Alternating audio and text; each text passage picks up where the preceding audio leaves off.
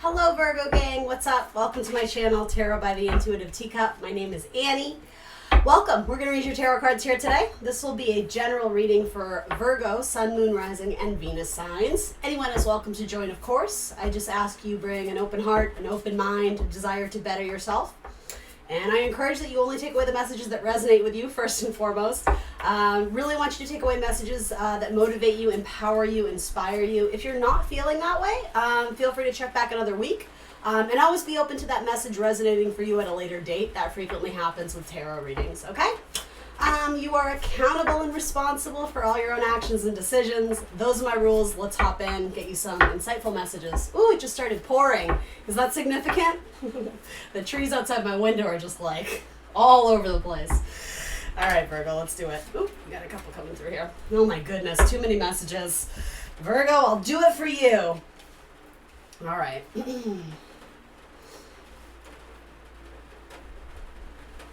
You're establishing your independence, your security, you're establishing your finances. You're starting to question the loyalty of someone in your life and if they were there for a reason or a season, sometimes both. I think you decided to let something go and you're still getting comfortable with the idea of that person or that prospect, that thing not being in your life anymore. But you are doing okay. And if you're not feeling that way, I think there's going to be a calmness that washes over you in the coming days and the coming weeks. But I think it was easier having this person around because they gave you shelter from the storm. There it is. I was going to say, where's the storm coming into this? And that might be a metaphor. You also have a friend who takes very good care of you. So I don't mean this in a negative way, but make sure you don't take them for granted. Make sure, credit where credit's due. And also the idea of balance. Make sure that you are available to help this person when they're in need as well. And I do mean someone who only had the best intentions for you, someone who really helped you through a struggle. May or may not have been romantic. It very likely wasn't romantic, but, and I don't say this to stretch yourself too thin. Some of you don't feel like you're in a good place to be able to help people, but that's the irony. It's just your energy alone, your giving nature. Sometimes that's enough just to sit with someone during a period or a moment of grief and to just let them know that you're there for them. It doesn't even mean you have to really do much of just be there, be present for them, listen to them, Even if you're going through something similar and you don't necessarily feel like the voice of reason or wisdom, you would be surprised. Very often I think we interact with people whose stories mirror something we're going through. It might not be the exact same thing, but the details will be similar. And I think the universe is actually encouraging you to listen to the advice or guidance you're giving to friends, because it's actually what you need to hear about yourself and your current situation and your chapter.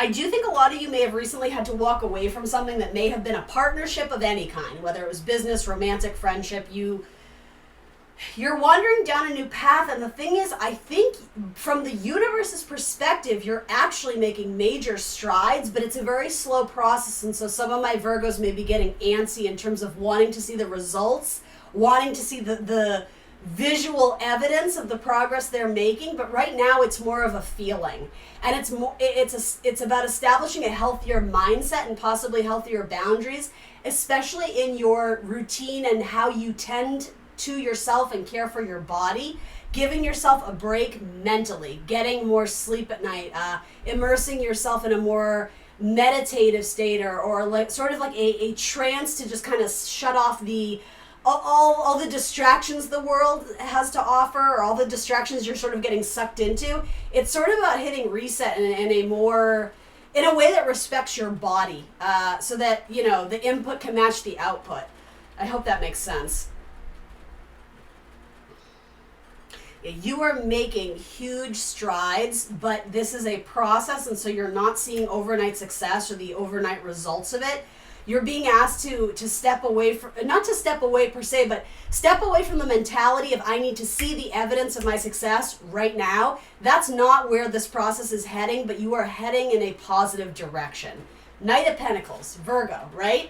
Slow and steady wins the race. He's the most reliable knight of the four, but he's not so much concerned with timelines. He's there to make sure it's done right and done properly so that the whatever he's setting up serves as a foundation from which we can grow. He doesn't just want to gather it all and make a sloppy foundation and hope it works. His faith and his success knows from how to do it, how to utilize the tools he has intuitively so that it does establish longevity. You can't rush this process. And a lot of this does feel very body conscious and taking care of, yes, your health, but also your mind and your mental health. Because I think you are going through some sort of major transition where you're having to leave something behind. And it might not be forever, but it may have reached a point where you sort of plateaued and sort of were being held back in a relationship, even if there was no malintent involved. It's just you reached a plateau and the universe is like, we got to keep doing something, right? It doesn't have to be done fast, but it's almost like you had to show the universe that you were still an active player, an active participant in your own life. And that journey by default had a lot to do with establishing something more independently for the time being. And I do get this message, it was easier having that person in your life, even if they weren't, giving you a job or giving you finances, or even if they weren't providing something materialistically, it felt like they were giving you emotional support. And there was nothing wrong with that per se, but I think you were relying too heavily on it, where at the end of the day, when you felt crappy or you felt down about something, you were requiring it of them to help you feel better. And the universe is like, this chapter is about being self-sufficient and you understanding that you are good enough and practicing more self-love so that you have the ability to lift yourself up at the end of a bad day. It's not that you can't allow other people to take care of you. You should. That in itself is a strength, but you also need to be able to do it for yourself sometimes, and I think that's what this chapter is about. Not rushing to other people as a form of a Band-Aid for not healing things that you truly are capable of healing yourself if you want to. And I hope this isn't too contradictory, but it is a balance. It's allowing other people to nurture and take care of you, but also allowing yourself to say no to other people so that you can take that service-like mentality, my Virgos, and apply it to yourself. Serve yourself first. It doesn't make you selfish. If anything, it's going to make you well and healthy so that you can do it for other people sparingly or when you're able to. Yeah, I just keep getting this idea that there's a friend or a person, a child, a parent who came to you with some sort of quandary or some sort of, quandary. Is that even a word? I don't know how that came out. Conundrum. They came to you with something like, I'm going through it, and I don't think they necessarily came to you with fix me or help me or give me a solution. They just needed to vent to you. And the thing is, you recently offered them some very valuable wisdom, some guidance, some insight. It really spoke to them. It really decluttered their mind and it gave them this perspective of, oh yeah, that makes sense. Even if they didn't say it to you in terms of, you solved my problem. You said something to them that was just very off the cuff and easy. It almost it flowed out of you. It's like the universe was using you as the channel for communication. You're actually being asked to think about what you told them and apply it to your own life. Even if it might seem slightly contradictory, or it might seem unrelated, that's the word, to what you're going through, that's not totally true. You need to pick it apart and understand why the universe had you say that thing to that person, because it's actually something you needed to hear yourself.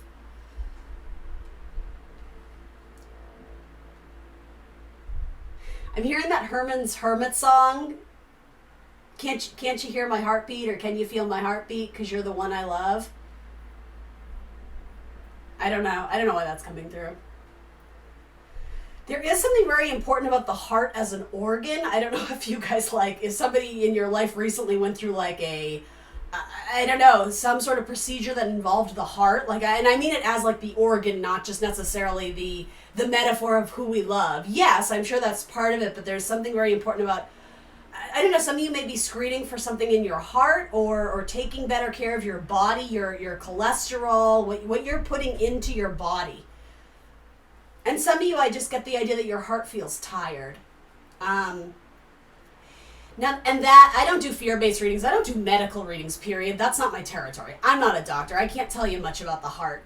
But I do want to say, Your heart, so this might be more of a metaphor. I don't know. Your heart is tired of being played by other people. Does that make sense to anyone?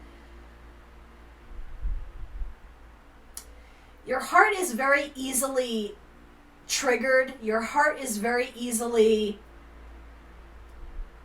lured almost by something about music too.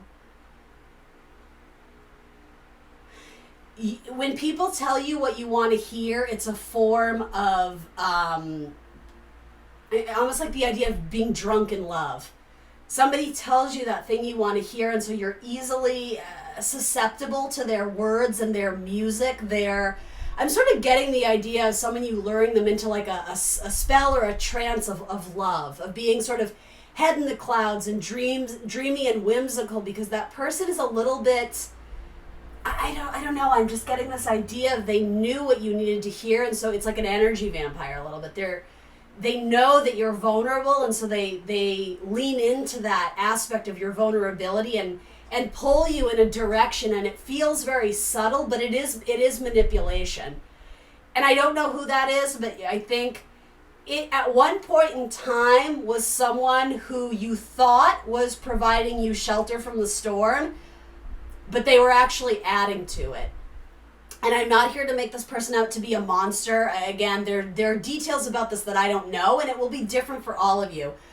Again, all of this is if we unveil the layers or peel back the layers of the onion, what's in it, the substance behind all this was for you to play the music for yourself, for you to understand what was so intoxicating about this person. Whatever you put on a pedestal or wanted or desired from them, you need to find in yourself. And I'm sure, as cliche and cheesy as it is to hear, this is about finding self-love, about taking care of yourself.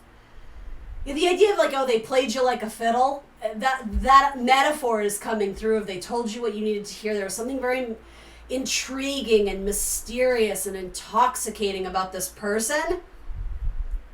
And it's not that you need to feel anger or resentment towards them. More or less, this person entering into your life, it was a gift because it told you or showed you what you needed to see in yourself. But it happened in a way that was very jarring, so that when you had to walk away or when they walked away from you, it was a giant red flag that you're like, wait a minute, I feel empty. Where's my muse? I'm getting almost the idea of liquor. The idea of I want to feel that thing again I felt with that person. So some of you may not be taking taking care of your body. You may be using alcohol or stimulants or drugs or food. Anything in excess that isn't doing good for your body, you might be using it to fill a void of that person no longer being there. And I think it's about, yes, absolutely, filling that void in a healthier way. For some of you, it's about filling that void with creativity, with music, with arts and crafts, with creation, with sculpture, with pottery, poetry, anything that it's a little bit, it's dreamy and creative, but not in a way that is abusing your body. It's actually, I don't know, something about being involved in something very spiritual or creative or dance right now. It's giving you this new outlet of enjoyment and fun, and you're doing it yourself. You're producing it. You're creating it. I think you have the universe's blessing on that. I think they want you to do more of it or to start doing it if you haven't discovered that part of your life yet. And a lot of you have a lot of feelings that you're holding back, and again, it would be really beautiful for you to cathartically release it into some form of artwork, even if it's not for public display. It's not saying you have to make this a career. I think a lot of you, it would just be that idea of writing in your diary all the things you're feeling may actually become a story or a piece of creative writing, just simply for the purposes of allowing yourself to express something that either it's been held back or suppressed inside of you, and it wants to escape, it wants to get out in a very healthy way. It would allow you to release it, so you're not holding on to it. And I would say, no matter what this is for you, I know this isn't going to make sense, but it's going to open a door for you in the future. You're going to be able to walk through something. You're going to be able to walk into this new space or through this door and have this feeling of pride and accomplishment, and it does really have to do with self-reliability. And And a lot of you, I know, it's like you love being that person for others, and that's great and that's admirable, but you've been using it as a crutch to not face yourself. It's very easy to tend to the needs of others and to not tend to your own needs. Even your children, right? It's redirecting it back to yourself. Anyway, let's get you a butterfly card.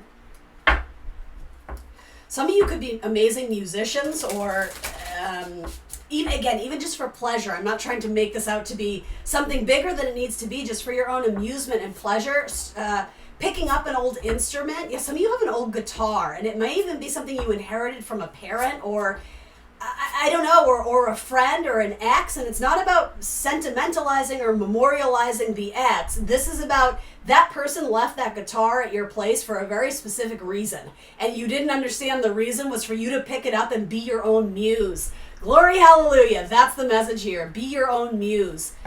Be the person that excites you, that makes you feel a zest and an excitement for living and creation. Be the muse. You are your own muse. And a lot of you are like, that sounds so boring. Well, that in itself, the fact that you find yourself boring, that's a red flag. Why? Why aren't you doing and being the person that you want to be and living your best life and going after all the things that excite you? Because you don't feel comfortable investing that much energy in yourself, or you don't, I don't know if it has to do with you don't believe in yourself. It's more comfortable for you to have other people fueling your fire, but I just have to be real with you. That's where you've gone wrong in this path, is that you have to be your own source of life.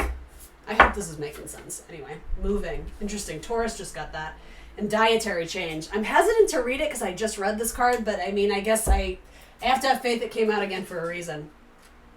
There might be something in the Taurus reading that you guys need to hear, so I would encourage you to check that out as well. You got the same oracle card, so there's some connection to a Taurus here. This card indicates that you are moving or just moved into a new home. This is a huge change affecting every part of your life. On one hand, it is a wonderful way to clear the energy and start anew. On the other hand, the upheaval can be very disruptive. This card acknowledges how much your current or impending move affects you. With this relocation, self-care becomes even more important. Take time to rest instead of rushing to get everything immediately completed. Four of Swords. Rest is very important with the Four of Swords. Keep up your normal routines of exercise and healthy eating. You need your strength and energy for this move and during the adjustment period as well. Self-care also includes exploring a new neighborhood and making new friends. Additional meanings to this card include changing your workplace, redecorating or remodeling, a second home or vacation, moving your body through a new exercise program, and an emotionally moving experience. From within, that's where it is. And then I guess we'll read this too, dietary change. That may mean something to some of you.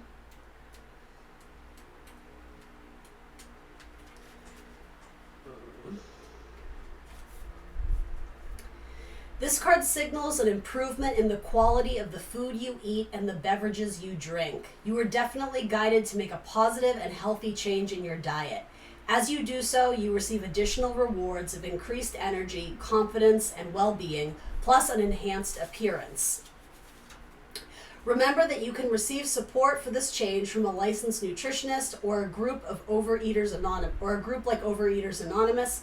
You can also pray for heavenly help with motivation and dealing with cravings. And I even want to expand that idea of cravings to something about like nicotine or cigarettes or stimulants. That came through earlier, and I just felt like I wanted to reference it again. Additional meanings for this card: detoxification, vegetarianism, eliminating allergens from your diet and your home, a change in healthcare practitioner, or a second opinion. So if that is confirming anything you guys were thinking in prior days or weeks, there it is again. All right, Virgos, that's what I got for you this week. Please like the video, subscribe to my channel if you haven't already. Tell your friends. Word of mouth is really huge for me, helping to grow my business and my channel. I would appreciate that. Other than that, thanks for joining me today. Please, again, like, subscribe, all that, and tune in again for videos next week. Bye, Virgo.